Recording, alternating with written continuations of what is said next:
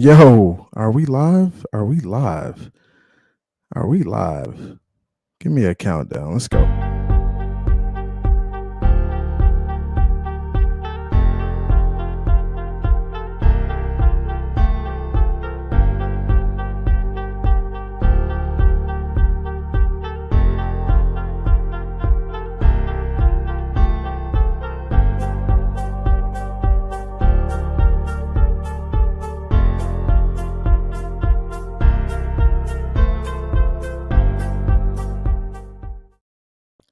Yo, it is Phins Take with CB83. Hey, I appreciate you guys coming out tonight. Hey, we are going to have a great show. Got a lot to talk about. I haven't even covered training camp yet, so I'm just looking forward to talking about Tua, Cheetah, all the guys, man, the gang, man. Hey, let's go ahead and get into the intro first. We're going to start off with the intro, and then we're going to get into talking about the Miami Dolphins training camp and what we have going on right now with the franchise. So much stuff to talk about. Let's get into it, guys. Came from the bottom, that's foreign. I swear that I'm up for the sun in the morning. Oof, hey, I gotta flex. I need a Nike bag, give me the check. I need the money and power, respect, but I promise I'm repping the O to the dead. Hey, oof, I sold them out of my way. I don't got nothing to say. Now they can't run at my pace. Yeah, they know that we ain't the same. 402, we rap the gang. I told them this ain't a game.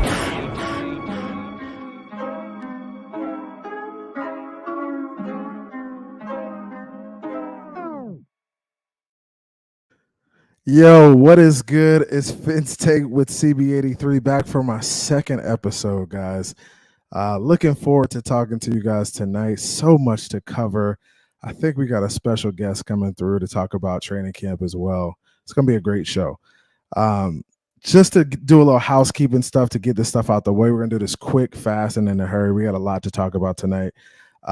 First things first, like, subscribe, share, follow, send to your mama, send to your auntie, that cousin who's a Dallas Cowboys fan, send it to him too, man, because he's a hater. And just give him a different take, man. You know, I'm going to come with a fresh perspective. I'm going to give everybody something to think about, man. So as a football guy, send it to everybody, man. We're going to get it out there.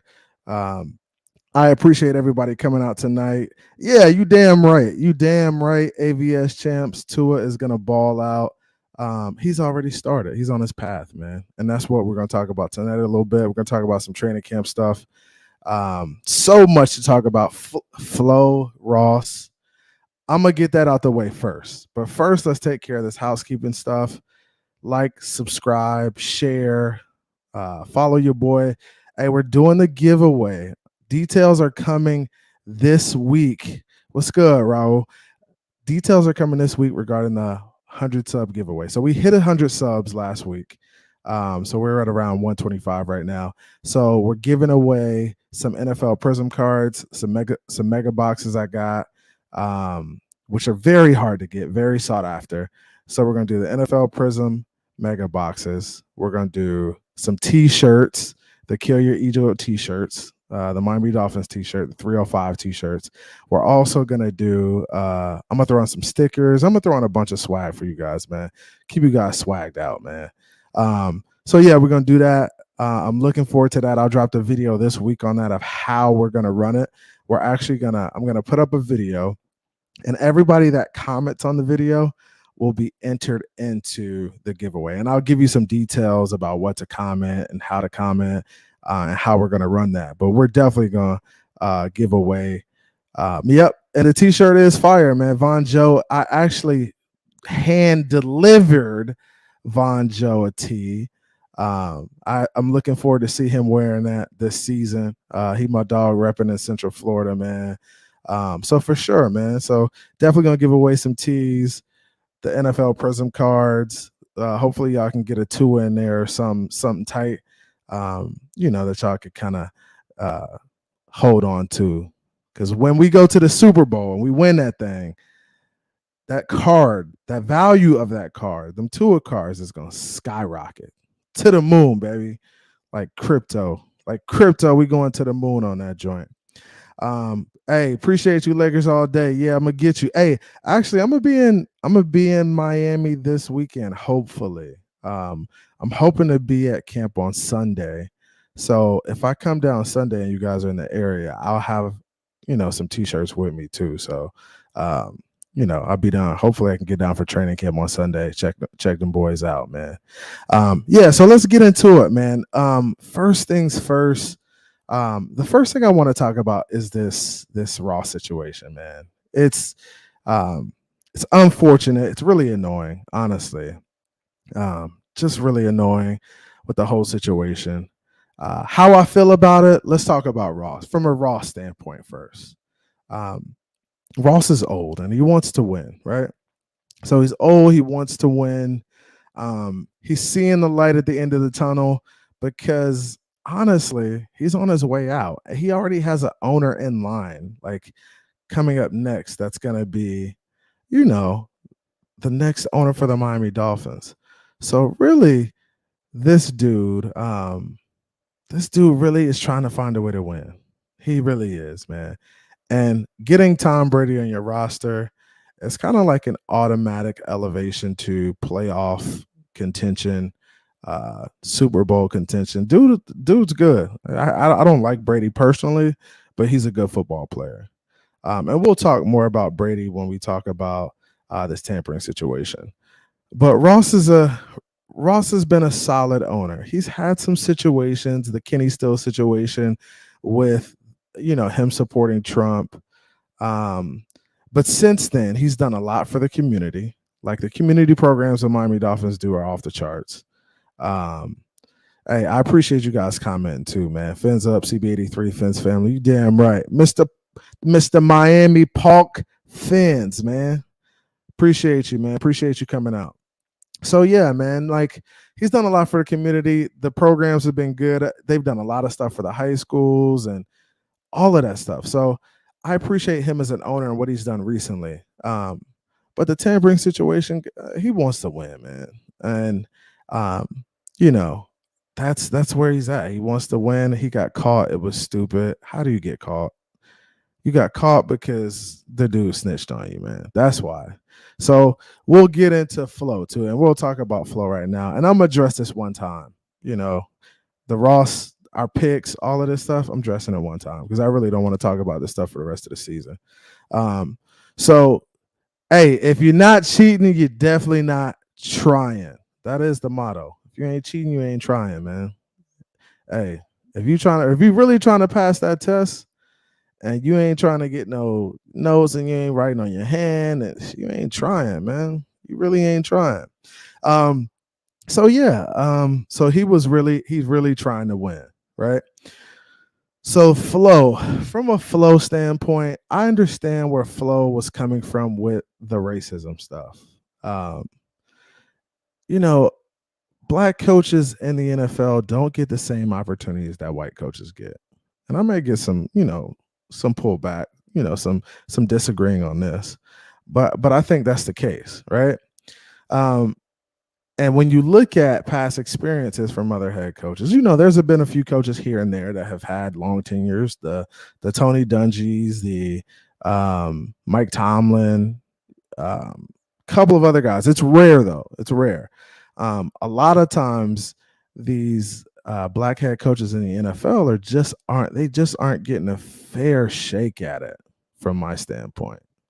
They aren't getting a fair shake at it. So I'd like to see those guys get a fair shake at being able to revive a franchise, because usually they're going into situations where it's not the best situation. So they really got to kind of turn their franchise around and establish a culture of winning. So it becomes a lot, man. It becomes a lot. So very, very difficult to do. So I feel like they need those opportunities to kind of stick around a little bit longer and be able to instill that winning culture, in a franchise. So that's what that is regarding the racist stuff. Now, with the tampering stuff, man. So if you're a winner, Flo, and I heard a lot of people say, hey, Flo did not want Tua. He wasn't his guy. Why don't you want Brady? It's hard for me to fathom. Why wouldn't you want Tom Brady as your quarterback? Unless you felt like you having Brady would be a knock on your coaching, or it's a power struggle between you and Brady. Is there a power struggle between you and Brady? Do you feel like you don't want him to run your offense because of what happened in New England? You guys won in New England. I don't see why that would be an issue. So I don't know. It's just hard for me to fathom that. If you didn't like Tua and you felt like he wasn't the guy, why not, pick up Brady?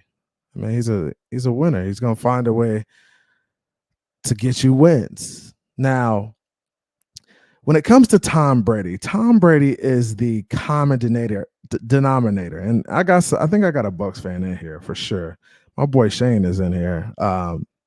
I think he's in here, but he's a big time Bucs fan.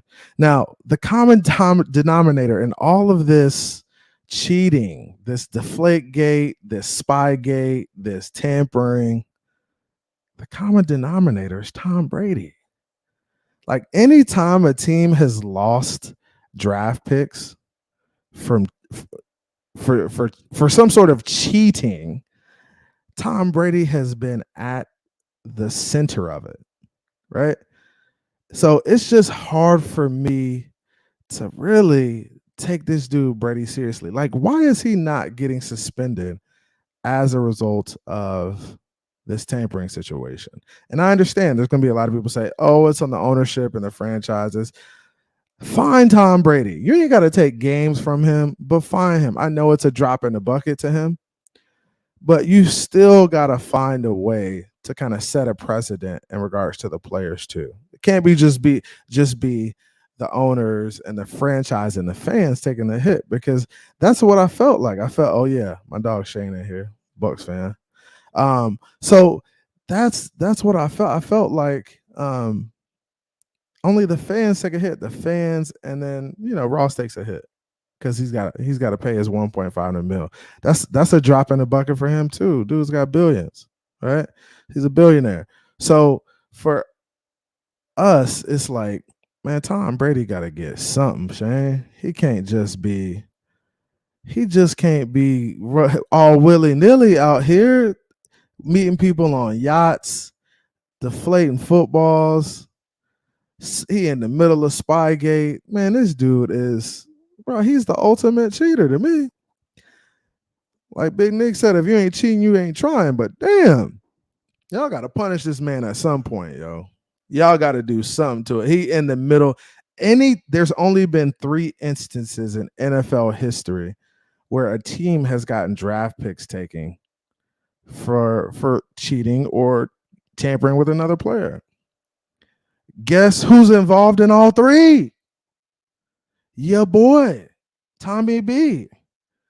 It's like, come on, dude. Y'all gonna keep letting this dude get away with the same stuff he been doing? It's wild to me.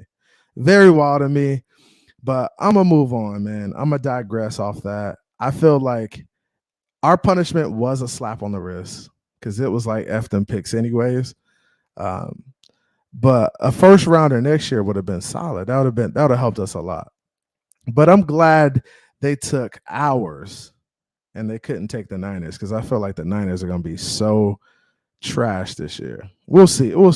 I feel like they're going to definitely be worse than they were for sure. But hopefully Trey Lance starts, and I don't think he's going to be as good as they think he will. So, hey, maybe we have a top 10 pick as a result of that. Top 10 first round pick. That would be solid. Yeah, Phins up, Omar. Hey, and let's do a check-in real quick. Shake, I see you. Yeah, man. I see Omar, Shake, Raul, all the homies in here. AVS, Big Nick. Big Nick, what's good? Hey, y'all gotta check out Big Nick's channel too, man. Big Nick, South Florida Accountability. That's the real MVP right there. Look at this. Natasha Walker, what's good?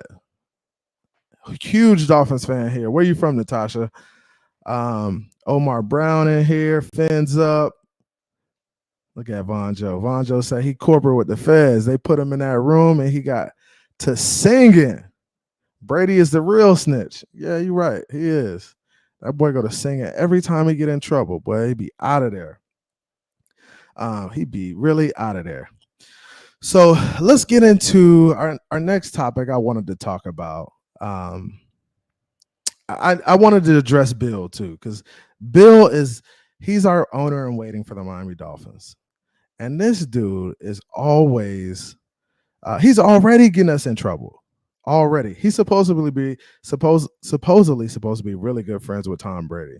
So I think honestly, he's the one that's kind of at the middle of this, and he's the one that got Ross and Flores and all these guys involved in this. Okay, all these guys are Michigan guys. Bill's a Michigan guy, Brady's a Michigan guy, and Stephen Ross is. Okay, so they all went to the University of Michigan, and they're all very, very prominent there, very high ups. They spend a lot of money on that program, right? So he's our owner in waiting, and this dude is already getting us in trouble, like already in the shit. It's like, come on, bro, like it's too early for that. You ain't even in the office yet, and you involved, dude. Come on, Lewis, my guy Lewis. QB1 in the building. You damn right, QB1 in the building, bro. Two out there slinging that rock like Nino. Like Nino. Hey, Natasha says she's from Miami Gardens. I actually used to live in that area. Miramar, Pembroke Pines, Miami Gardens. I used to live like 5 minutes from the stadium. So I would always go check out games, hang out, for sure. So yeah, so let's get into our next thing we were going to talk about is training camp. And I know you guys have seen a lot of the footage. There's a lot of footage out there. Tua dropping dimes. I know y'all don't want to see the Tua pass to Tyreek no more. I'm sure y'all have seen it 100 times. Okay, y'all can probably rattle it off how it went. Y'all can call out the formation, the motion, the throw, everything, where the safety went. So yeah, y'all seen that play. I think Tua's playing well, man. I think he's doing what I expected him to do, and that's what happens when you have players around you. You can make plays. You're gonna have more opportunities to make plays with players around you. Now I know there's gonna be a time, there's gonna be days where he has an off day. Like they said today, he wasn't as sharp as he was, the previous 6 practices. So I expect things like that. And day 7 of camp, and this is what you guys got to understand about camp. I played college football. I went to Howard University. As you get into camp, your body just starts wearing down. You're fatigued. You're tired. And you're trying to catch that second win. Like you're in the ice bath. You're in the ice tub every day. You're trying to take care of your body. You're trying to eat right. It just becomes difficult. And then as practice goes on, your body is tired. It's wearing on you. You're lifting. So it becomes a lot. So he's going to have days for sure where he's just not as sharp as the other ones. And that's what I expect. Appreciate you, Batman's Pops, man. Appreciate you coming through. My dog, Big Nick in here, Batman's Pops, Miami Park Fins, all the homies in here, man. I appreciate y'all coming through. We got 22 in the building right now. Hit that like button, subscribe, send to family and friends. Yeah, so that's just a little bit about Tua. Now, we talk about Tua. I've heard the receivers are looking really good. I heard Waddle had a rough day today. It was a little rough for him. He dropped some balls, which was the first time, since they've been out there that he's dropped balls. I hear Tyreek's looking sharp, like expected. And there's a lot of young guys showing promise, like Easy Eric Easy-Kama or whatever his name is. I heard he's playing well. I heard he had a good day today. Also, Braylon Taylor. Is it Braylon Taylor? I think it's something like that, right? What's his name, guys? Give me his name in the chat. I know you guys know it. Oh, it's Braylon Sanders. My bad. Braylon Sanders. So I heard Braylon Sanders is playing well, right? So Braylon Sanders is out of Ole Miss, and he actually went to school with my little cousin. So my little cousin, Elijah Moore, is a rookie for the Jets. He plays wide receiver. He played at St. Thomas, and then he played at Ole Miss. So he played at Ole Miss, and I talked to Elijah today. I didn't talk to him, but I was texting him, and I was like, Elijah, how is Braylon Sanders? And in texting him, he was like, yo, he's a dog. And he was like, yo, that's my guy. He was like, and I was like, well, what in particular is what's good about Braylon Sanders? Like, what does he do well? He was like, his hands are good, his mindset, his heart. And he was like, yeah, he was there all the years that I was there. So he was like, that dude is a dog, and he has an opportunity to make the team this year. Even though that wide receiver room is stacked, right? So the wide receiver room is stacked, and there's only going to be a certain amount of opportunities after Tyreek, after Waddle, after Cedric Wilson, right? So after that, you really got another 3 spots maybe to get guys in the room, and there's a lot of receivers. There's Lynn Bowden, there's Preston Williams, there's Easy E, there's Braylon Sanders, there's Sherfield, there's a bunch of different guys in that room. So he's gonna have an opportunity to get in there and improve himself, but it's gonna be tough, yo. It's gonna be tough. Larry, what's good? My guy Phins fan panel came through. What's good, man? It's a little late for you. Usually not up this late, man. It's 10 o'clock. Larry up late tonight. I like it.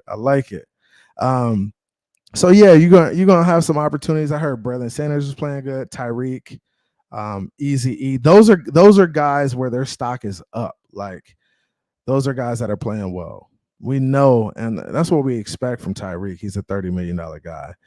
Guys like Braylon Sanders and Easy E, who are rookies, one's undrafted, one was drafted in the 4th round. Like, I mean, we don't expect those guys to be balling, but they're making plays out there. So it's gonna be tough for McDaniel to really cut that room down. It's gonna be tough. Some of those guys gonna have to really find a way on special teams in order to probably make the roster. So that's gonna be important too. And that's what you guys will understand about football and this team and making a cut, making a roster. Like, you got to be versatile. Like, I understand you guys are receivers. Only the top guys are the ones that don't play special teams. Like Tyreek, he may return a punt, he may return a kick, but that's not something he's required to do. Waddle may return one, but that's not something he's required to do. Some of these younger guys got to find a way to get on special teams in order to make that roster. And that's what stuff we're not hearing about at camp yet. They really haven't been.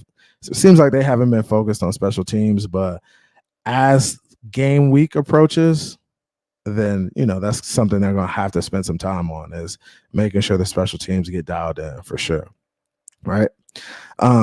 So those are the guys with the stock up. Like, we know other guys like Waddle, Holland, all these guys are playing well. These are all guys we expected to play well. But we really didn't know what we were getting out of Braylon Sanders and Easy E.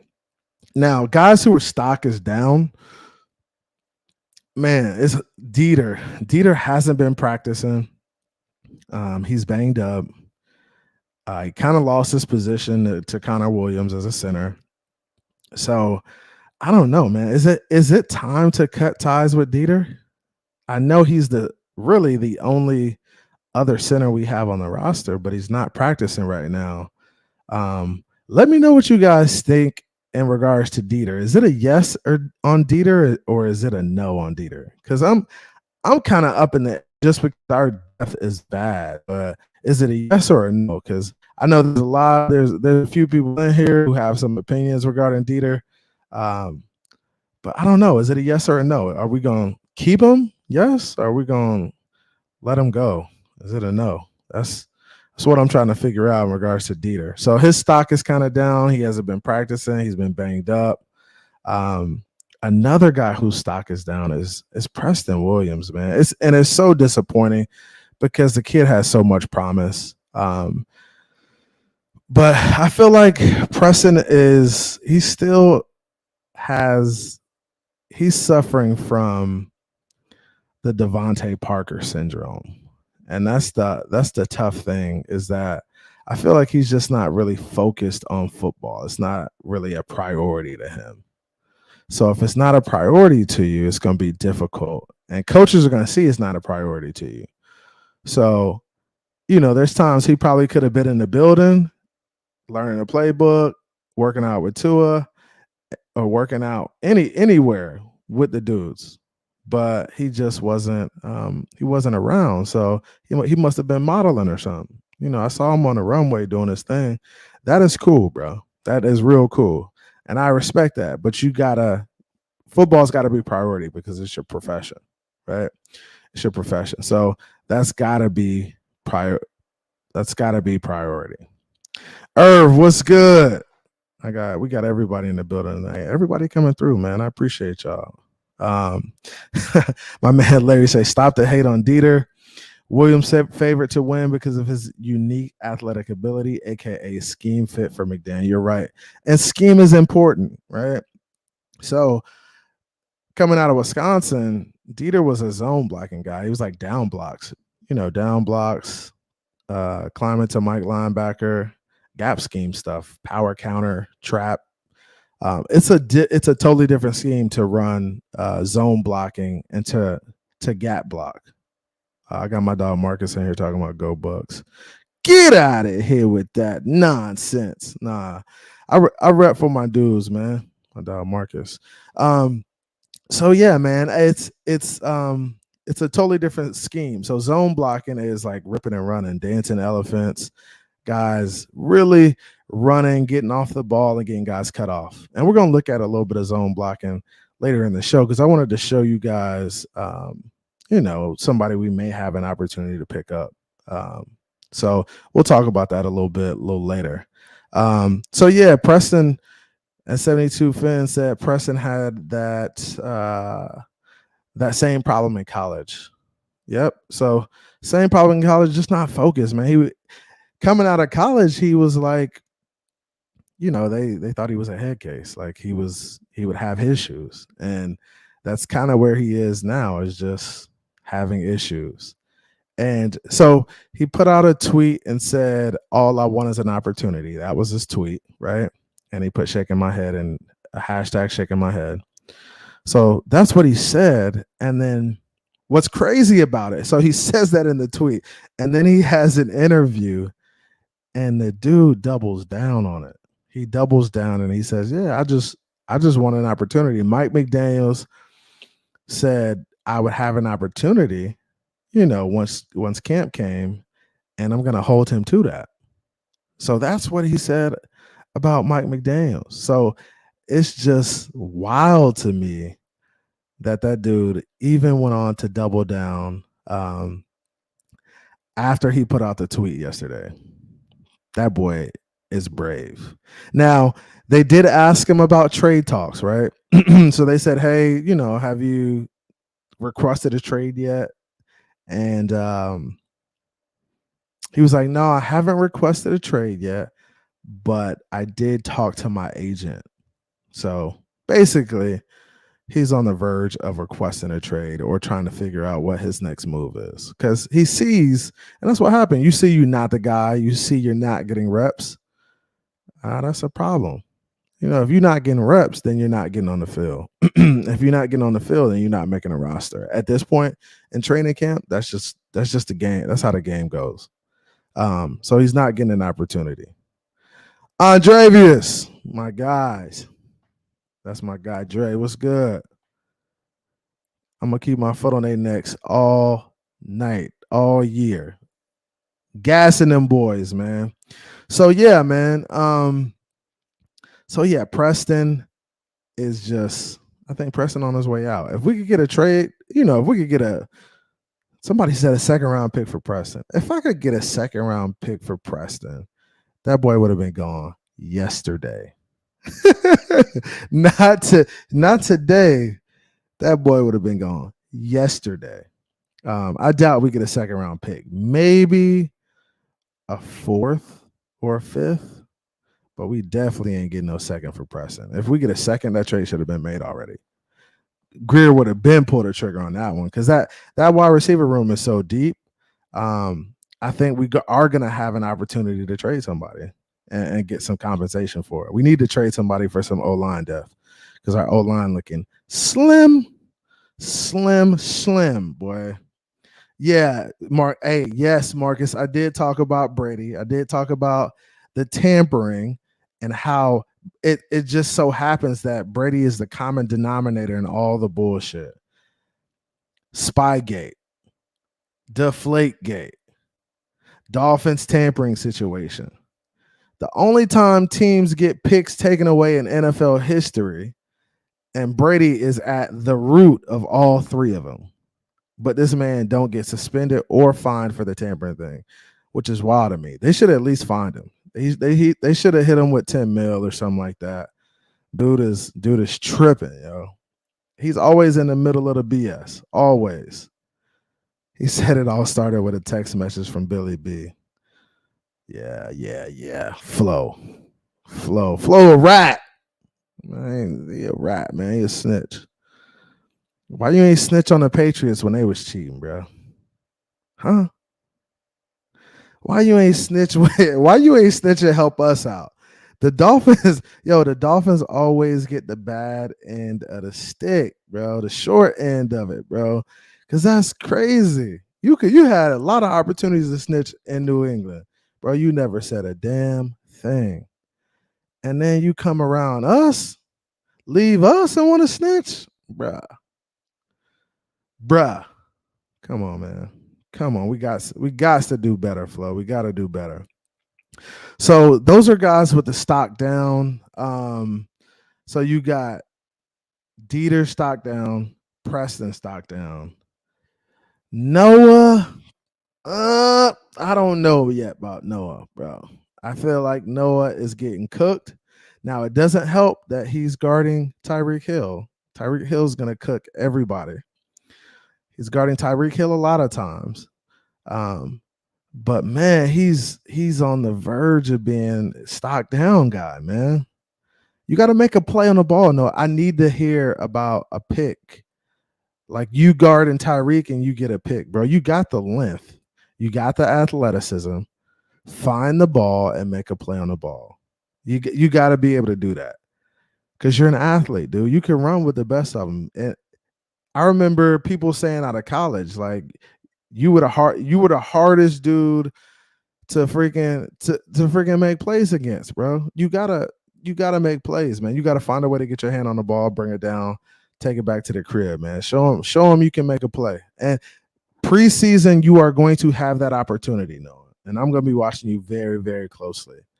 If you can make plays in preseason and figure it out, we definitely going to be all right, man. We need you to make the team. You need to find a way to get on special teams too, because you need to do something else, bro. You need to be versatile. Everybody's got to contribute. Nobody just sitting on the sideline all game.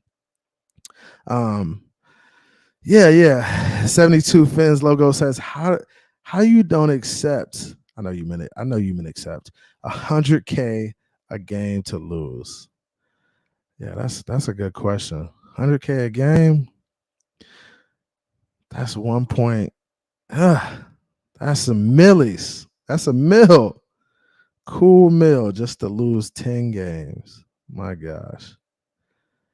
Yeah, I would have had to sit X or like X did sit, but I would have had to take some other guys out the game. Hey, you need some rest, bro. Get some rest. Let these young guys develop. We're trying to develop these young guys. And that's what I was telling them about earlier. I was on a stream and I was like, bro, you can develop young guys and still lose games. Like, just take some of the older guys out and give some of them Walmart baggers you had on the roster, give them an opportunity to go out there and make a play, bro. We was picking up dudes from Publix and Walmart at that point. Literally. Like, we had dudes from off the street playing corner, playing in the secondary for us. So I was like, bro, give them an opportunity to play. You ain't got to play your best guys. Man, we had Nick Needham out there getting picks and doing all type of crazy stuff, winning games. Like, bro, you only had to lose 2 more games. You out there trying to win games, boy. And then this year you want to lose games. Y'all don't get me started. Don't get me started talking about flow, man.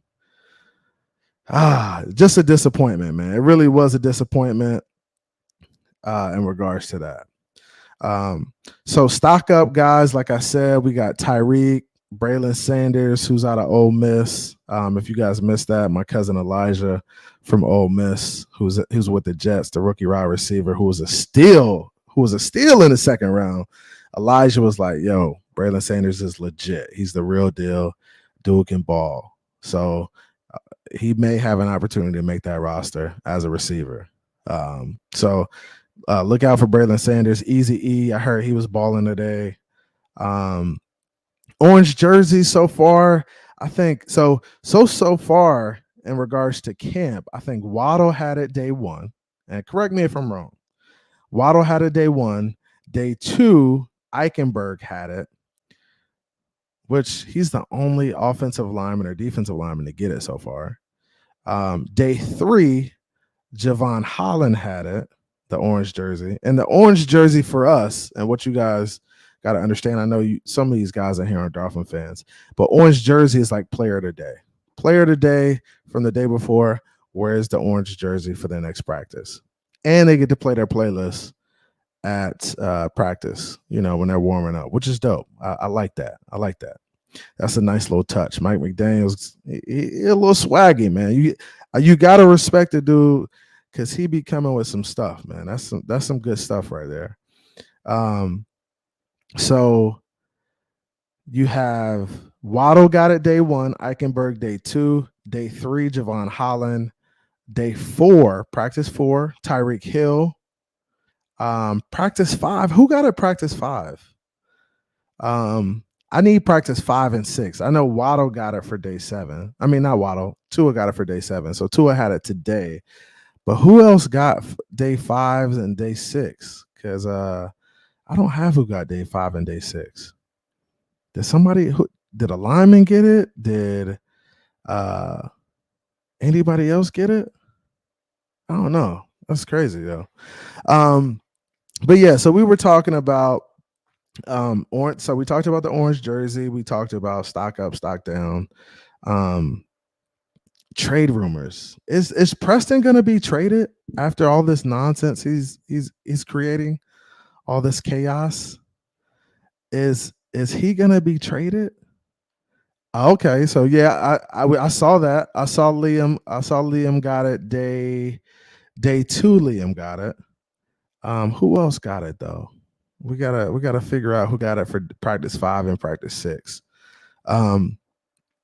So yeah, talking about Preston Williams, I know Dre. I like Preston too, man. I really do like Preston. I'm a little disappointed too, but you can tell it's somber on his side. Omar Kelly, and this is what Omar Kelly said the other day. Omar Kelly said that multiple teams have inquired with him about Preston Williams and about, whether he's on the market or not. Now, what's crazy is Omar thinks he is a damn GM now. Like this dude is really playing GM from a journalist perspective. It's wild to me. So Omar came out and said multiple teams have reached out to him about inquiring Preston Williams. Like, bro, you really came out and said that? Man, Chris Garrett looking at this man sideways. Like, really, Omar? You the GM now, bro? Come on, dude. Omar, boy, you a funny dude. So, Omar playing GM. Omar said there's offers out there for Preston Williams. So if Omar says offers out there, then it's some offers out there for that man. Right? Yeah, and you're right. Omar got a lot of Dolphins players paid. He did. The worst take I've ever heard was that take that Omar said Jesse Davis was our best offensive lineman. Boy, I wanted to throw up in my mouth when he said that. I was just like, what are you talking about, dude? Or do you watch the games, bro? Jesse Davis been getting people killed since for 10 years now, bro. He was getting Tannehill killed. And you really think he our best offensive lineman? Boy, you gotta be sick. You gotta be sick, man. Yeah, so Preston Williams maybe out the door. Omar playing GM. Now there's another guy on the trade market that I'm very interested in. This guy intrigues me a lot. Q, what it do? Q, my guy, man. What's up, Q? Q always support, man. Appreciate y'all coming out. Hit the like button, subscribe. We got 30 in the room right now. I appreciate y'all boys coming out. Gio, that shoe was good, Cap. Got everybody in here tonight, man. Polk, Mr. Polk. The whole gang in here, man. I appreciate y'all coming out. But yeah, getting into this other trade room I wanted to talk about. I wanted to talk about Tevin Jenkins, man. Tevin Jenkins is actually he's on the Bears. He plays tackle, but this dude's a dog. He was in the same draft as Penei Sewell. He was like the 4th ranked tackle out of that draft, basically. And in most cases, he was like, top 5 tackle in that Penei Sewell draft. Dude's a monster. He's a complete monster. Crypto was good. So Tevin Jenkins is a monster, and he's actually not practicing right now. So he plays for the Bears. He started in like maybe 5 games last year, 6 games last year. Got hurt. He played pretty well too. I mean, he played pretty well compared to what we have on our roster.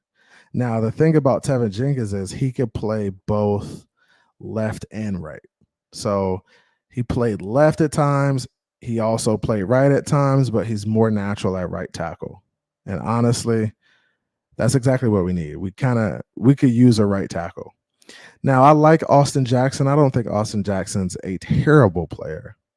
But if we had an opportunity to upgrade to a Tevin Jenkins, I think that would be a no-brainer to me. That way Austin Jackson can swing tackle and he can swing guard because he's played both. So it gives us some options. It also gives us some depth, man. So I think that would be dope if we could get Tevin Jenkins. And we're going to look at some of Tevin Jenkins' film a little bit. But the dude's just he's nasty. And that's all you can say about. He's nasty. He's aggressive. He's finishing blocks.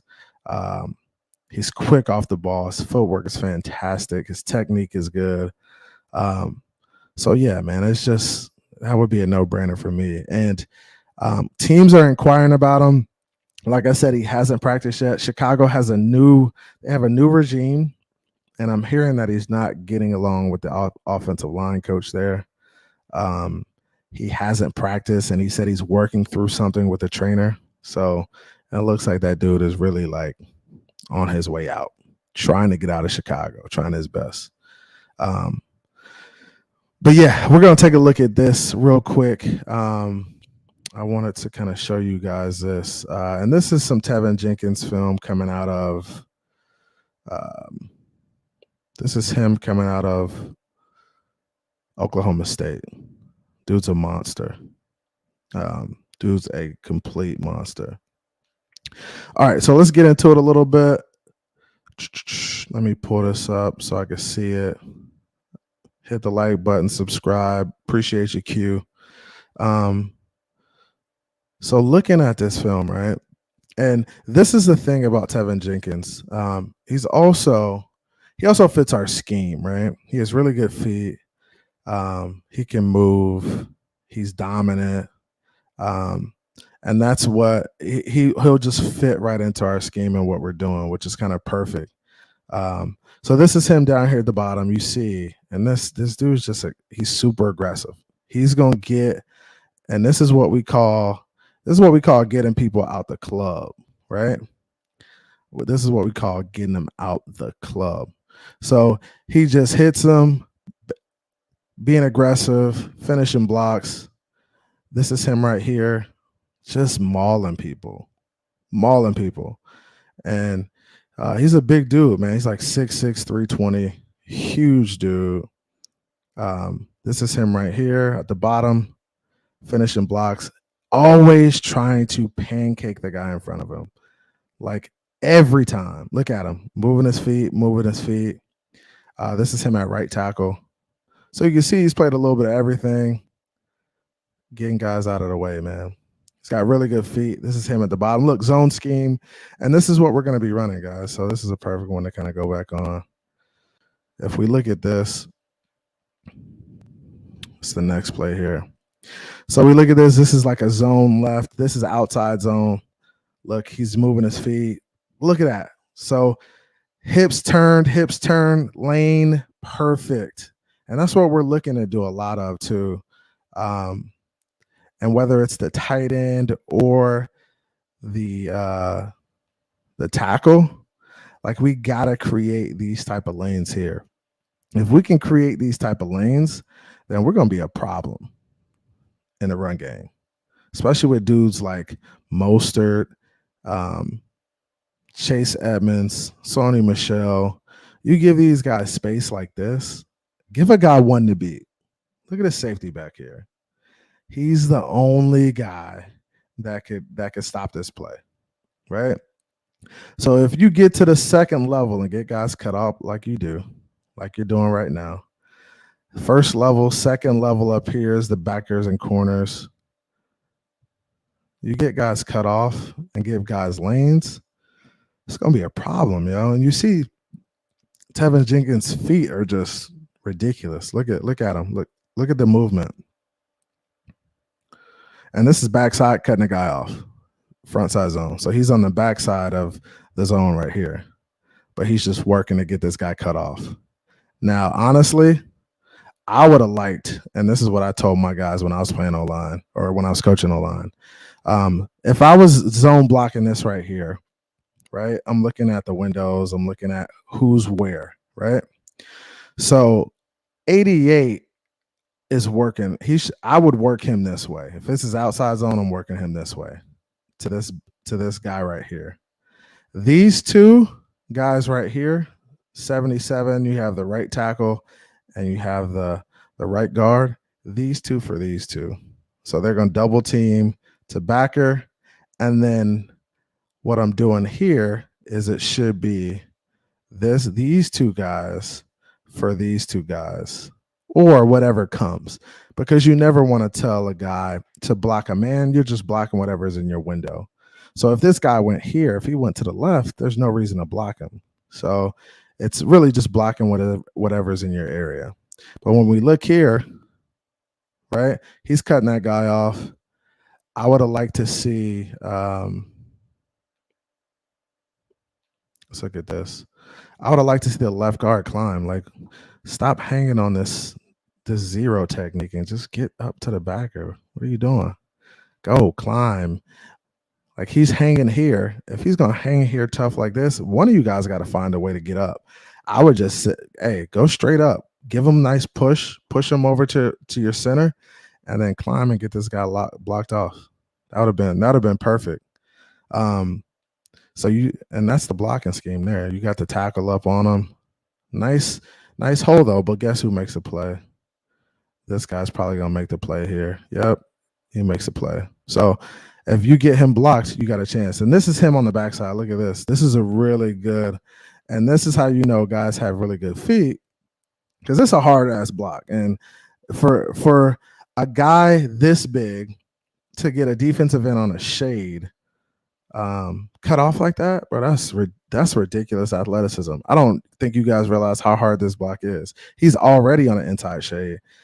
Dude is already going inside. The defensive end should definitely get this guy, give him hell trying to get into the gap.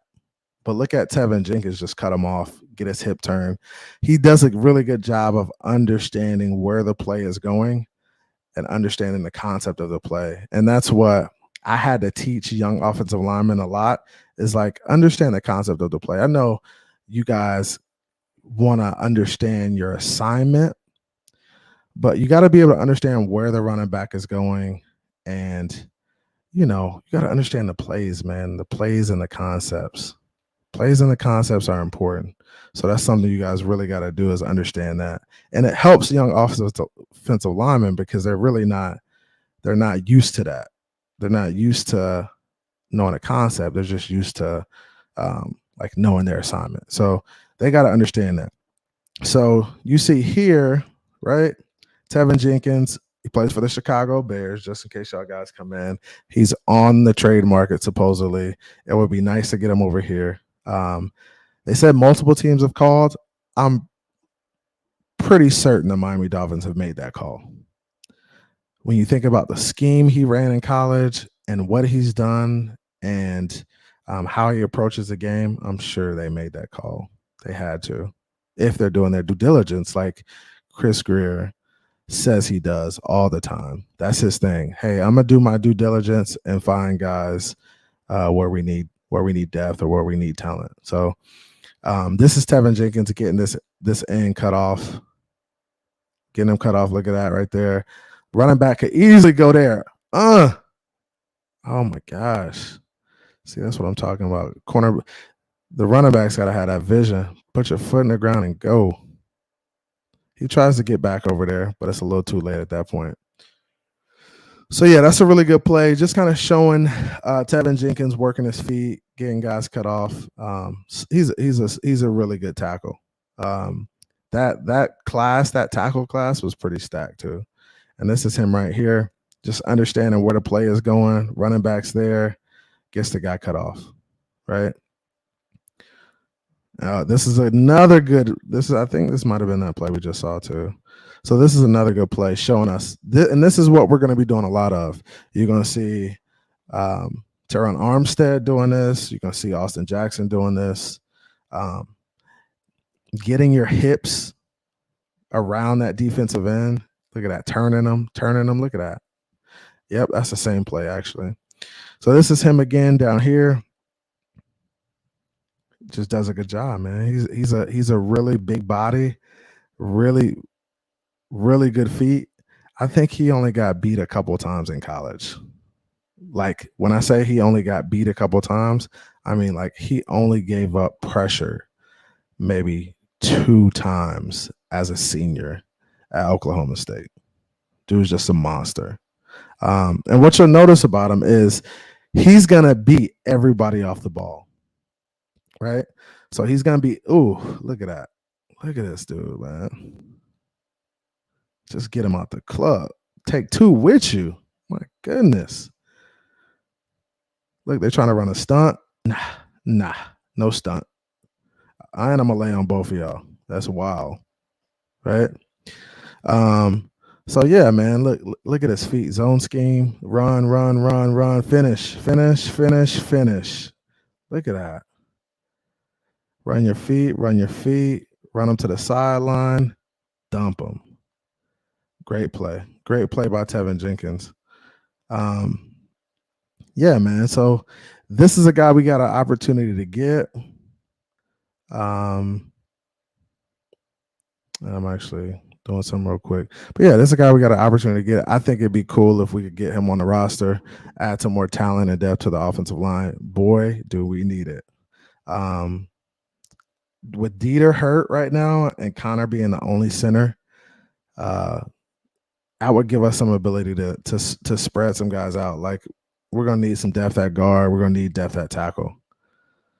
And look, like this is a play where Tevin Jenkins kind of gets beat, right?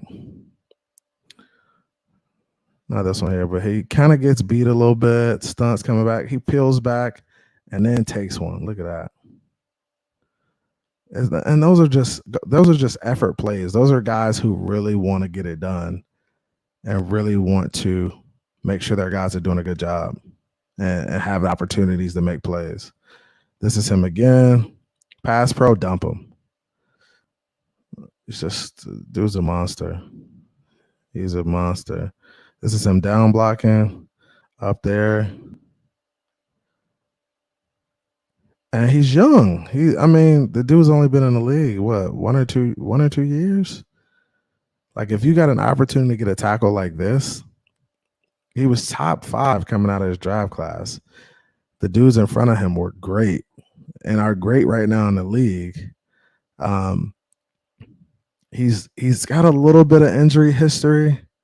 But I think some of that could be just like he needs to change the scenery, man. Change the scenery would do some of these guys justice. And this is a play right here. And this is what the guy is talking about. This is one of the plays he gets beat in college. And like I said, it was only a couple. So he gets off balance here. And as a result of that, and this is what happens with aggressive guys. When you're aggressive like that and you're trying to make a play every time, you're trying to pancake guys, people are going to use your leverage against you. And there's going to be times where you get got just because you're trying to be so aggressive. So he just uses his leverage against him in this play. He just gets off balance. That linebacker comes inside. The guard does a really good job of just kind of keeping his eyes, inside and outside, looking, feeling the pressure, and coming over to help. But yeah, I mean, he's moving. He's trying to make sure. This is another play he gets beat. And look at this defensive end. He just uses. Oh, he gets dumped. Nasty. That's a really good play by the defensive end. So defensive end's coming off, giving him that stab. He gets his hand up near his neck. And at that point, he's off balance. There's no leverage. Huge dude, though. Huge dude out of Oklahoma State. Really good offensive lineman. Hopefully, we can make that happen. Not sure if it's going to be feasible, but hopefully that's the case, man. Hopefully we can get that done. Yeah, so super athletic. And yeah, man, that dude's good. Now I just wanted to let's talk about, look at Andrevis. Andrevis said Tua had a terrible day, says half the fan base. And that's something interesting to talk about. What do you guys want to talk about? Ask me a question. Let's go. I'm gonna take some questions for a little bit. I'll probably go for a little bit longer. And yeah, just answer some questions. And that's what I heard. So I heard Tua had an off day today. I actually I was listening to TD earlier. I know TD's at camp. So TD was kind of going through some of the stuff that was going on. He said Tua looked like he was kind of favoring his arm a little bit and, looked like he was sore or hurting a little bit. So he was throwing everything a little short. And guys are going to have days like that. Even Dan Marino had off days. So it happens. That's just a part of the game. So I understand that. I'm not sweating the rough days, because you got to stack the days together. So as long as you're having more good days than you have bad days, then you're gonna be all right, man. He'll be all right. Larry, what's going on, man? He said both are true. Yeah, Q. So athletic. Yep, he's athletic like Sewell. Very strong hands and control, super aggressive. Dude's just a monster, man. He is. Tevin Jenkins. Be nice to get him. I don't know if that's going to be the case, but, we'll see. We'll see. Skylar QB1 is the new agenda. I'm hearing Skylar that is playing well. Honestly, it'd be hard for me to take stuff like this serious. This Skylar talk, and like, we've been there before. We said the same thing with Reed Sinnett.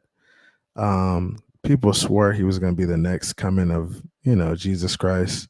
But, like, that dude ain't playing. Like, he's not playing anywhere, yo. So it's hard for me to take him serious. And Miami Dolphins says, does Tevin Jenkins remind you of Jake Long? I think he's a more athletic version of Jake Long. I would say that, and I think he's more aggressive too. I think he's just a more fierce competitor than Jake Long is. Jake Long wasn't trying to finish you every play. Tevin Jenkins is going to try to finish you every play. And what's crazy is the dude looks like the nicest dude in the world, but I guess once he gets on there and flip that switch, it's a wrap for some people, yo. It's a wrap. So here we go. Good question. Surprise veteran cuts. Man, surprise veteran cuts. Now, this is a good question. Let's talk about veteran cuts. On the offensive side, I could see we don't have many veterans on the offensive side. Honestly, we don't have many veterans on this roster, right? Period. A surprise cut I could see is possibly Dieter at center. And I know that's a reach, right? Because we don't really have many centers. But I think Dieter could possibly be a cut. I think that could be a surprise cut. Preston Williams would definitely be a surprise cut if he got that far. Who else? Man, the wide receiver. I mean, Lynn Bowden, that wouldn't be a surprise. Like a lot of these dudes really on the offensive side, they haven't really established themselves as being consistent players. Our offensive line is just hard to cut guys from the offensive line because we don't really got dudes over there. Like we don't have a lot of dudes, so it'd be hard for us to do that. Maybe Eric Rowe, in order to save money. Maybe Eric Rowe's a scratch. Who else? I don't know, man. That's tough. With Byron not playing, guys, I know we would take a cap hit with cutting Byron, but man, I just don't know how I feel about Byron right now. I really don't know how I feel about Byron. Like, it really irks me that this dude for 2 years in a row was like hurt, like at the start of the season. I would really like to cut ties with him and give somebody else an opportunity. Like, give Trill, like give somebody else an opportunity to play. Like I think our front seven are going to be strong enough to where we don't need to constantly put guys on an island back there. So it's going to be tough, man. It is. And y'all got some good questions in the chat. Now, this is something I wanted to talk about. Shake had a really good question. What do I think about Gesicki so far? So Gesicki is he's turned into a negative Nancy. I feel like that's his new thing, that's his approach. He hasn't been getting a lot of reps on the outside, which I know is disappointing to him because he thinks he's a receiver. But he's got to realize the only reason he played outside last year was because, bro, we had nobody else. Like, we didn't have a receiver room that could play. So you got to put your hand in the dirt and play in line and find a way to get the football in line. Like, you got to block, you got to run block, and you got to show that you could be versatile, because if you're not, you're just going to be out the door, man. And I like Gesicki. I always felt like he wasn't the complete tight end, but I like him. I think there's a role for him. Now I feel like McDaniels is, forcing him to block. They're setting high expectations. Hey, you're getting paid a certain amount of money. You got to be a certain type of player. I mean, he's on a tag, but he's still getting paid $10 million. Like, bro, you got to block, man. You got to get in there and block, because it's only going to make the offense better. And that's what he's got to understand, is that the more he could develop that in his game, the blocking aspect of it, the better off he'll be. And the better off we'll be as an offense. We'll go further as a result of him blocking, because we can hide him in there. And he can get behind linebackers, underneath safeties, and things like that.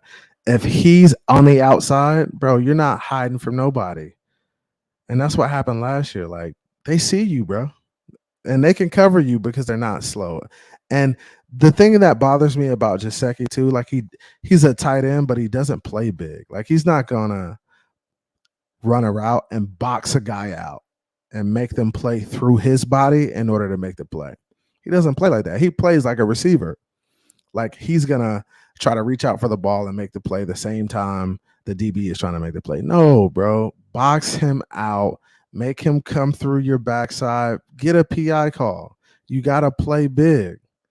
And that's what he doesn't do. And that's what kind of bothers me about him. He's just not very good at that. He's not a Kelsey. Kelsey knows how to use his body. He's a big body. He gets underneath linebackers. He's going to box them out. He's going to make the catch and then, try to get out of there. That's not what Gesicki does. But he's got to learn to do that. So that's my take on Gesicki. Austin Jackson. I like Austin Jackson. He's just a young player. He's a project. He hasn't really developed yet. He's still young, man. And that's the thing about playing offensive tackle in the NFL. It's a difficult task. It is. Unless you're in a system that's going to hide you on plays or that's going to figure out a way to get creative. Like there's ways where we can hide Austin Jackson in pass pro, like sprint out, slide protections, and things like that. But you gotta be able to. You still gonna have to be able to do certain things. You still gonna have to be able to down block, pass protect on an island by yourself at times because they can't run sprint out every time. They can't always slide it away from you or to you to help you. So he's a good player, man. He's just gotta develop, man. He's gotta get better, and we gotta see him take that leap, make that leap this year. Because if he makes that leap this year, it's gonna help us a lot. For sure. So Eric Rowe, everybody's saying Eric Rowe in the chat. Eric Rowe, Preston. I think you guys were talking about, who we would cut. Yeah, probably Eric Rowe, Preston. Maybe Dieter. I like Dieter, but Dieter's just, bro, he got his position took. That's rough. Iceman, what's good? My man Iceman in the chat. Yo, we got 30 in the room. Hit the like, hit the subscribe. Appreciate y'all coming out, hanging with me. I'll probably crank up a little bit more often now, just to put out some more content. And now that camp's starting, we're going to be playing soon. I'm going to try to get down Sunday. If y'all boys going to be down there Sunday for camp, let me know, man. I'm bringing some teas. I'll just hang out, see what we doing on the practice field. So Irv said, hey, CB83, I've been studying the different run designs, counter, trap, power, and the different blocking schemes. Interesting. There is some great Brandon Jones all 22 film. I'm going to check that out, man. Definitely going to check that out. I like watching all 22 because it gives us an opportunity to see the offensive line from the end zone view. That's a really good view to assess offensive line play. Yeah, and I'm gonna actually kind of get the NFL pass or whatever pass they have, so I can have the all 22 during the year and watch it and break it down because I want to show you guys who's playing poorly, who's playing well, what they could be doing better, how they could get better. Those are important things to me because I know that's what's going on in the meeting rooms. Like that's what they're talking about. They're watching the film and they're saying, hey, this was an opportunity to make a play. You missed this play here. So let's work on this week in order to get it better because we're going to need to run this again. And when we run it again, we need you to be more efficient. So there's going to be a lot of that, a lot of teaching, a lot of assessing. And yeah, man, as a coach, so I coached offensive line for, a long time. And run designs like counter, trap, power, those gap scheme plays, those blocking schemes, there's really only a couple ways to block those. Like when you trap a guy, what I did was when I trapped a guy, I was usually trapping the 3 technique. And what my quarterback would do is my quarterback would come up to the line of scrimmage, identify where the 3 technique is, and then run the play to him. Right. So you just get up to the line of scrimmage. Quarterback sees the 3 or the center 3 sees the 3. Hey. check right, or check left, whatever we're doing, and we're running the ball to him. And that what that does is it slows teams down.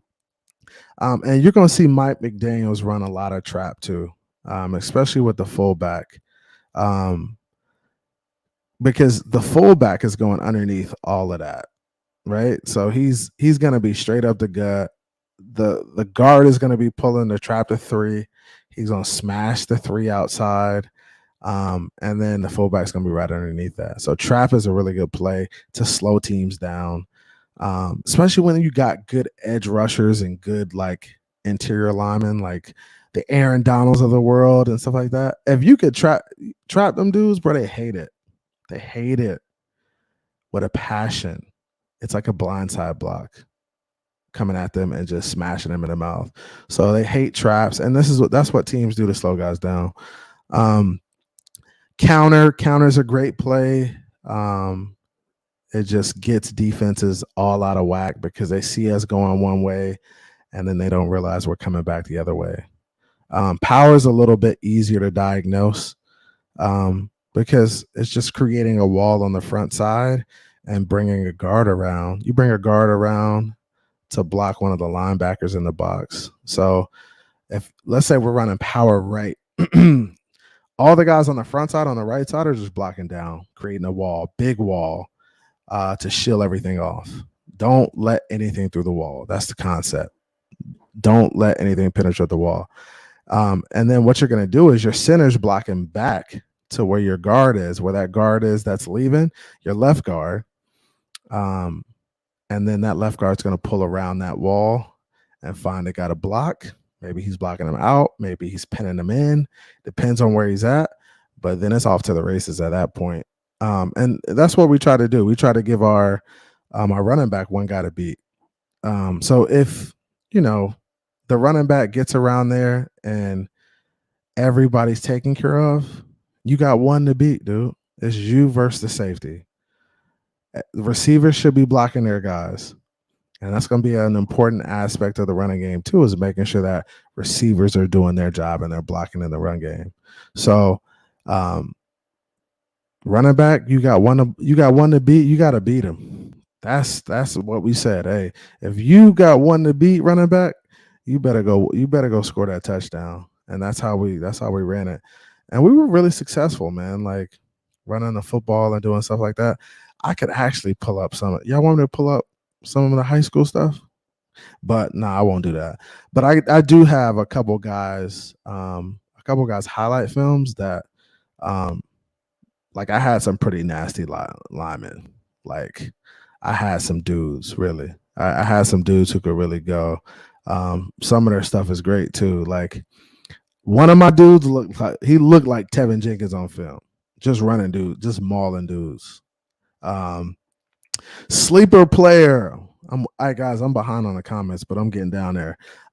Sleeper player. Braylon Sanders. Is he gonna? I think Braylon Sanders could be that dude at wide receiver. And I say that because, guys, you got to realize Braylon Sanders came from Ole Miss. You got to realize who he was in the wide receiver room with.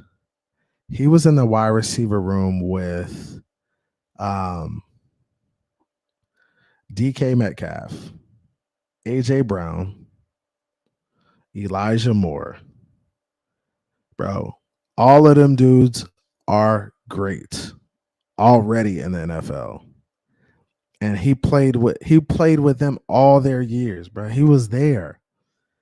And the QB corral, and bro, Braylon Sanders is that dude, yo. And when I say that, I mean that dude he's nice, because you got to look at the players he was around. Like Elijah was a beast coming out of Ole Miss, but it was only because he had guys like DK and AJ Brown in front of him, like mentoring him. Like them dudes hang out. Them dudes are like best friends. And Braylon Sanders was right behind him. So that dude could really be like that. He really could, yo. So be sure to check him out. He may be the sleeper player, yo. The dude has made plays too. Kahari, what's good? Yeah, KP in this thing. I got Batman in this thing. What's goody? What's up with y'all boys, man? We got Irvin here, Dre, Cap for life. We got Shake, Walt Dog. What's good, man? Raul, Fedulum, Quincy, Shaheen. Yo, I haven't heard much from Shaheen. Preston, Miles, you might as well say Miles cut. Dokes, you might as well say cut. But that running back room, 2 stacked. Ahmed, bro, you kind of spot on with that. I don't know if Roe gets cut. But damn.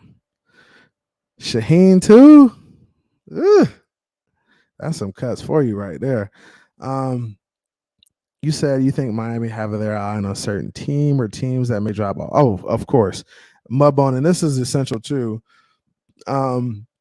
Miami's definitely going to make moves after cuts. And that's what you got to realize is that they're probably in no rush to make a move. I think the only way they make a move is if a guy like Tevin Jenkins became available because he's a stud. Like, that's not no guy who is going to get cut. And it's just not happening, right? Hey, I don't see him. Where he at? So my guy said he's backstage. Hold on. Let me see.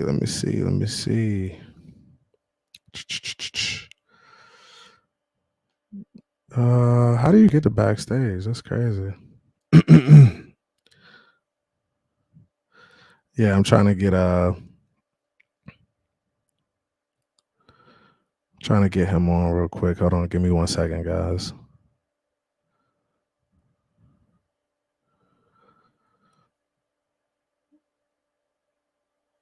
All right.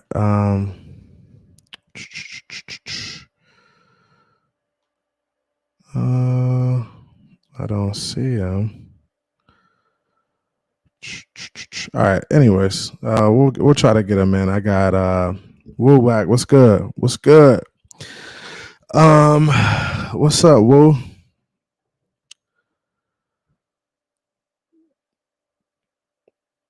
My Aussie homie. Woo, you in Australia, right? Hey, man, what time is it out there, Woo?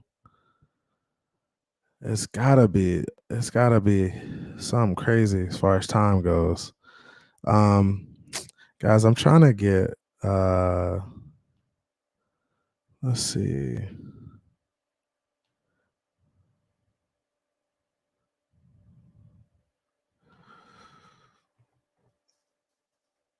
Hold on 1 second.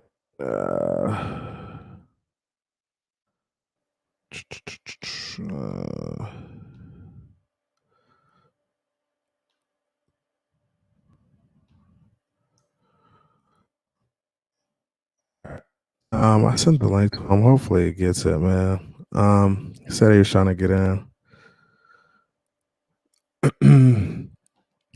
All right, yeah. So Woo, he said it's 1 p.m. over there. That ain't bad. All right.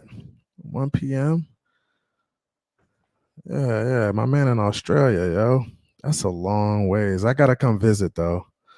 Gotta come check you out there. Heard it's wild out there.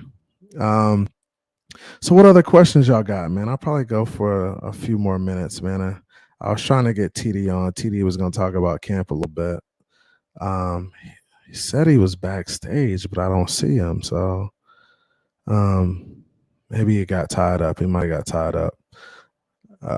That happens. Family stuff. Yeah. So flip side said Doak showed out today. 2 nice touchdown runs and a nice fade pass for a touchdown. He looked like whoa, okay.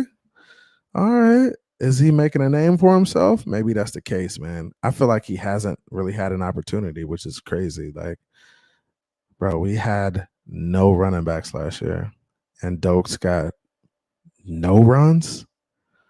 Bro, you could have easily got him some touches. I don't understand it, bro. And And this is my thing with Flo too, is like the relationships, they just seemed a little jaded at times. Like with young guys, with guys he didn't bring in, it was just like, bro, like, come on, man. Like, we're trying to win games, aren't we? Or are we trying to um,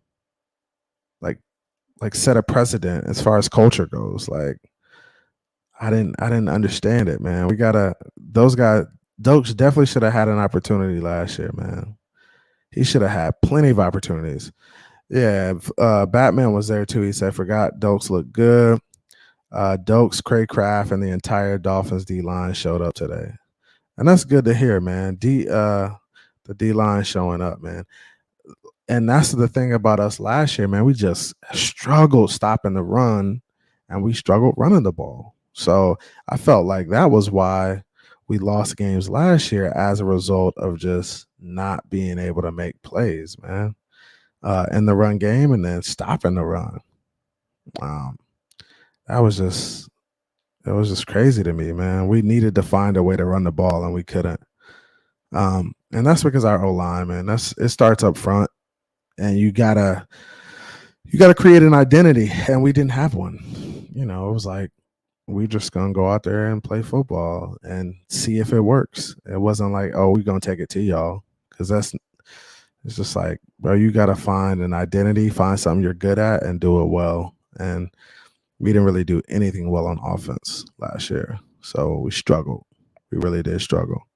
I see more people coming in the room, man. Yeah, man, hit the like, subscribe. My second show, we had a good time tonight, man. We've been going for like almost an hour and a half now, kind of talking about a little bit of everything, man, because I really haven't had the opportunity to talk about training camp. So, we talked about who was playing well. We talked about who's on the verge of getting cut. He said, CB83, can you read my question? What's your question? So who do you think will be our linebacker lineup? Who's our starting 5 at offensive line? Okay. Linebacker lineup.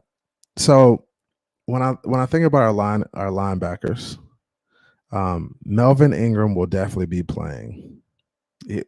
He's playing. He's in there as a linebacker playing, right? Jerome Baker is playing. I'm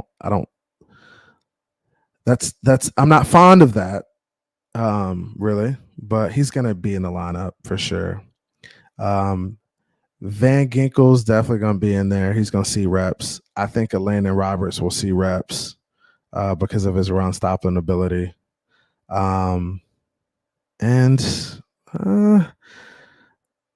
does Aglovon get some reps too? I don't know, man. And Tyndall's definitely gonna get reps. They gotta give the rookie an opportunity. But linebacker's a funny position too, because they rotate so many guys in and out. I know they want guys to be like versatile now, so they want guys who can stop the run and be in pass coverage. And a lot of offenses aren't giving you the opportunity to get guys off the field. So I feel like, those guys who are versatile and that could do both will be on the field more than others. But Tyndall, Ingram, Baker, Van Ginkel, them dudes are going to be in the lineup for sure. I'd like to add a little bit more linebacker depth, but I don't know where that's coming from. Maybe somebody gets cut and we pick up somebody solid. Starting 5 at O-line. Ooh. It is what it is right now. So you got Terron Armstead, Rob Hunt, Connor Williams, Eichenberg, and Austin Jackson. Now, what I'd like to see is I just went over film looking at Tevin Jenkins. I would like to see Tevin Jenkins at right tackle. That's his natural position. That's what he played in college. I like to see Tevin Jenkins from the Bears at right tackle. Austin Jackson goes to depth. He could either be depth at the tackle spot or depth at the guard spot because he's played both. And then you got to find a center. But I think that would be a really solid offensive line if you have Jenkins, Eichenberg, Connor Williams, Rob Hunt, Teron Armstead. Bro, you're solid. That would be solid. That's a pipe dream though. So don't even get your hopes up on that. We would have to make a move, and I don't know. Do I think Mike McDaniels may get a little desperate in terms of O-line? I think he will. I think he's gonna, if there's anywhere that Mike McDaniels is gonna be impatient about developing, I think it's for sure gonna be the offensive line, because it's a known fact that we were so bad last year, and it's a known fact that he likes to run the football. So he's got to have a solid offensive line to do that. And I think what he's doing right now at 11:04 p.m. Eastern time in the United States, if he's not watching me, he's definitely watching film on the offensive line, watching their footwork and what they're doing, and seeing if these guys are going to be good enough to get it done. I think that's exactly what he is doing right now. If he's not watching me live right now, he's definitely watching some film. He's on his iPad. This man probably is at the office. He's probably not even at home with his wife and kids. He's probably at the office with a couple assistants watching the film. And that's what, as a head coach, as a offensive minded head coach, you got to watch. You got to study it. You got to see what you can do to get better. You got to see if a guy just can't get it done, if you got to shuffle it. And I mean, and that's the thing we've done in the past that we haven't done this year, and I appreciate that. We haven't done the experiment where we're going to shuffle guys every week in regards to the O-line. Like, one guy's playing tackle and guard this week, or one guy's playing tackle this week, the next week he's playing guard, the next week he's playing center. Now, we're not doing that, and I appreciate that. Put guys there and let them learn. Let them play. Andrevia said, do we not consider Jalen Phillips a linebacker? I do not consider Jalen Phillips a linebacker. I consider him a down line guy, hand in the dirt guy. Maybe one day he gets to the point where I consider him a linebacker, but he's just not there yet. I give guys like Melvin Ingram that linebacker tag because they've shown they could do it consistently, in a 2-point stance. Playing in a 2-point stance is, I feel like it's night and day from playing in a, 3-point where you got your hand in the dirt. So, yeah, I don't think he's there yet. He's over under 2 fights. Oh, so MJ's my dog MJ, Marcus James. And Marcus James has a channel too. Check his channel out, man. He's got a little family channel, man. So if y'all got kids and stuff like that, check my guy out. So yeah, man, he's a Bucks fan, unfortunately. Sorry ass Bucks, baby Pirates. But yeah, he's a Bucks fan. Yeah, there's definitely gonna be some fights next week. I'm looking forward to it, man. I'm gonna try to get over for one of the practices. Definitely gonna try to do that. At least one of the days. I gotta see it. Yeah. So they're definitely gonna get into it. What we got here? Andrevia said Jit listed at linebacker, even though we know he an edge guy. Yeah. He's definitely. Jalen Phillips is an edge guy. Melvin Ingram is an edge guy. I feel like Melvin Ingram is just more established, better player for sure. Shane King said over. He's a Bucks fan too. Yeah, we scrapping with them sorry ass Bucks, man. Hey, I wish we played y'all this year and in the regular season, because y'all took it to us last year. And honestly, we were in that game until like the third quarter. Like it was like 17-11 or something like that. Like, just nonsense. And then, y'all turned it on late and whooped us. It's all right though. Meet us in the Super Bowl. Meet us in the Super Bowl, bro. QB1 taking us to the promised land. Yeah. Miami Dolphins said, don't forget the possibility of Reuben Foster. Hey, that would be a nice pickup. I don't know, man. I feel like they should have brought him in already. Like, what you waiting on? If that's a guy you're gonna kick the tires on, bro, bring him in. Bring him in today. Bring him in and let him start getting some reps, man. That's important. Batman said O line was okay, not good, but okay. D line looked very dominant, guys, and that's what the D line will always look dominant early on in camp, especially in like the first few days of pads. And this is what I always used to tell my linemen too, like, bro, it's okay. They are just firing off into gaps. We will get there. It's a learning process. We will get more. We will get cohesion. We will start to understand where we need to be, where our feet need to be, where our head need to be, where our hips need to be. Are we across body? What are we doing? So there's a lot that offensive linemen are still thinking a lot. And the defensive line are just firing off in the gaps. I don't mean to downplay what the defensive lineman does, but they just really fire off in the gap. So they're always going to be ahead of the game in the trenches. But slowly but surely, the offensive line will catch up. And also what you guys got to realize is a lot of these drills are set up for the offensive lineman to lose. Like if they're doing inside and the defensive line knows it's inside drill where you're running only run plays, then for sure they know it's a run. The linebackers know it's run. So of course it's going to look crazy because they're not playing honest. And that's what you see a lot of times. If they're running an inside drill where it's only run plays, defensive linemen going to look great. Linebackers are going to look great. They know it's a run. Only way you can keep them honest is running play action or doing something like that, and that's typically not what you do in those drills. 11 on 11, that's when you kind of see what's going on. You can mix in run and you can mix in pass, so it's a little bit different. So you're really that's really what I take. Most stock in is 11 on 11s, but still, even early on in camp, 11 on 11s are difficult to assess just because the D line is firing off, man. They are definitely firing off. So he said, yeah, don't we practice with Tampa next week? Yep, we practice with Tampa next week. Hoping to get over there and check that out. Yeah, hoping to check that out, man. What else we got? Phillips is that dude coming from the Hurricanes. We got Hurricane fans in here. Boo.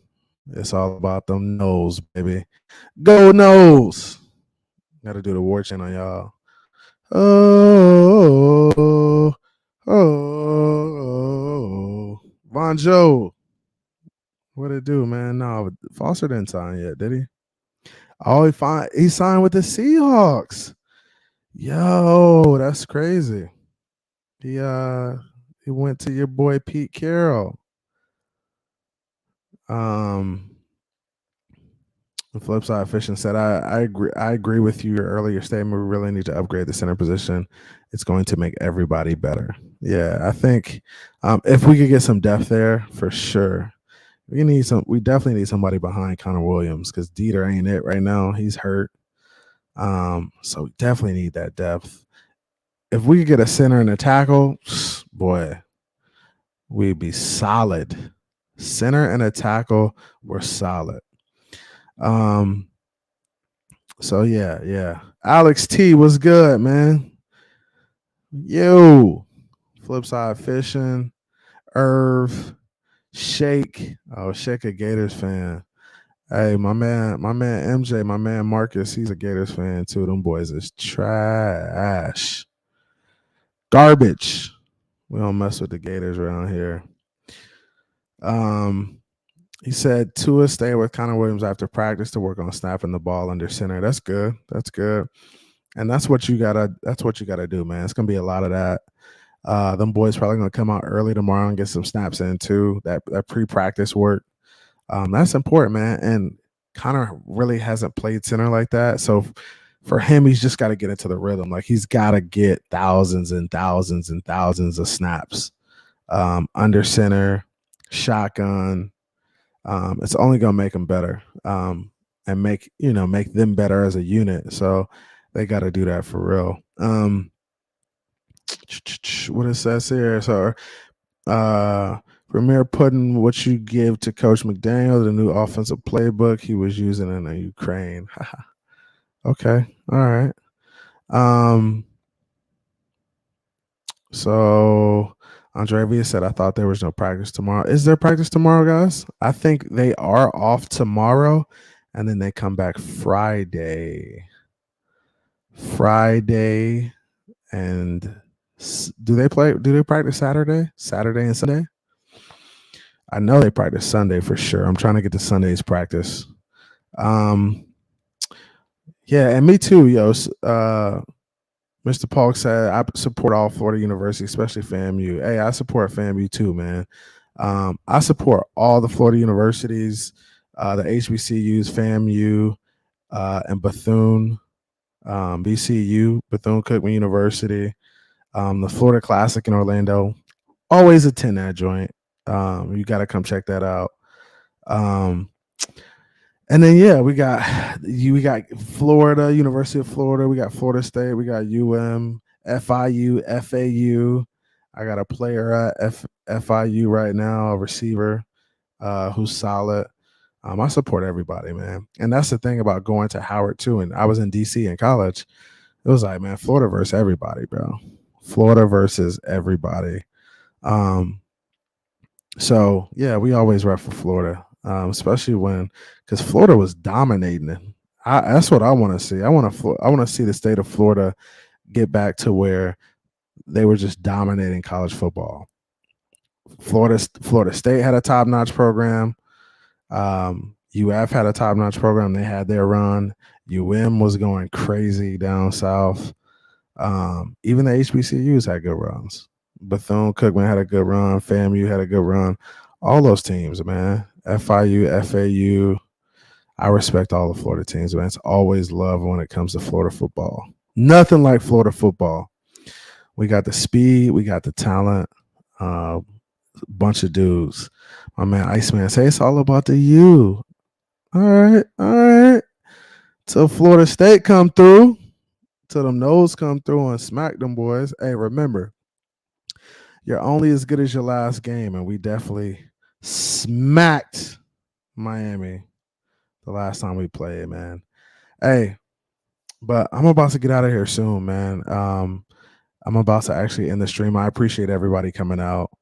Follow me on Instagram, Phins Take with CB83. Love y'all, boys. It's always a good time. Check me out, man. I'm doing the 100 sub giveaway this week. I'm gonna give away a bunch of stuff. Y'all boys have a good night. Have a real good night. Check me out. Like, subscribe, follow. I'll see y'all boys around, man. Much love, crypto. Always, bro. Always much love. I love the Dolphins community and what we're doing right now, man. We got something special that other fan bases don't have. Something real special. We may fight amongst each other, may get a little, touchy in regards to Tua and things like that. But what we can all agree on is that we're rooting for our team, and we expect big things this season, and it's coming. Hold your head. I know some of y'all bitter, but like Kendrick Lamar say, we gonna be all right. We definitely gonna be all right, man. Hey, y'all boys have a good one. Hey, love you. From the bottom, that's foreign. I swear that I'm up for the sun in the morning. Oof, hey, I gotta flex. I need a Nike bag, give me the check. I need the money and power, respect, but I promise I'm repping the O to the dead. Hey, oof, I told them out of my way. I don't got nothing to say. Now they can't run at my pace. Yeah, they know that we ain't the same. 402, we rap the game. I told them this ain't a game.